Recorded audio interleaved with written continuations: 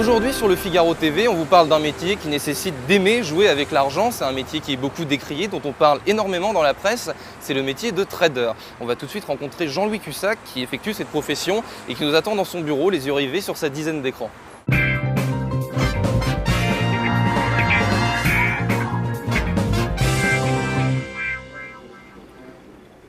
Un trader, c'est un commerçant, c'est quelqu'un qui achète bas et qui vend haut.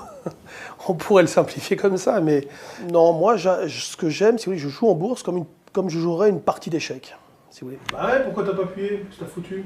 Moi, j'ai eu la chance, si vous voulez, de démarrer lorsque la bourse était encore à la criée, ce qui m'a permis quand même de rencontrer beaucoup de gens, de parler avec des gens, de comprendre les aspects un peu psychologiques dès le départ. Aujourd'hui, les gens vont sur les marchés sans rien comprendre. C'est pour ça qu'on fait de la formation, d'ailleurs. C'est pour permettre aux gens de comprendre comment fonctionne le système. Pas forcément pour avoir la martingale sur le futur CAC 40, mais pour qu'ils sachent comment aborder le futur, mais aussi en comprenant comment on va l'aborder par rapport aux options, par rapport aux actions, par rapport donc au cash, etc. Il y a énormément de choses à apprendre, c'est passionnant en même temps, c'est passionnant. On revient sur les marchés américains dans 10 minutes, échéance dans 40 minutes. Est-ce qu'on pourrait considérer que la figure qui se dessine depuis 4 jours là, sur le CAC est une soucoupe? C'est agressif, hein, mais c'est jouable. Parce que tu peux avoir raison, mais après un manque de timing, le problème il est là.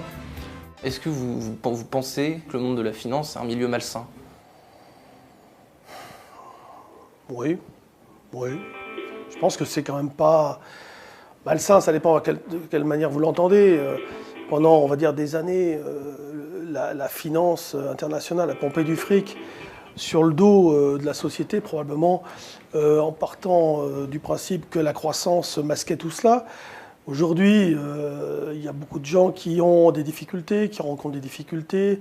Ce qui est malsain, c'est qu'on a aidé les banques sans contrepartie, c'est qu'on a sauvé le système en espérant qu'il continue comme avant sans contrepartie. Ça, c'est malsain. C'est malsain parce que les problèmes vont ressurgir à un moment donné. C'est évident. Enfin, pour moi, ça me paraît évident. C'est-à-dire qu'aujourd'hui, Goldman Sachs, c'est la même chose qu'il y a 10 ans. Ouais, mais ils sont encore plus forts, plus puissants. C'est dans ce côté-là que, pour moi, c'est un peu malsain.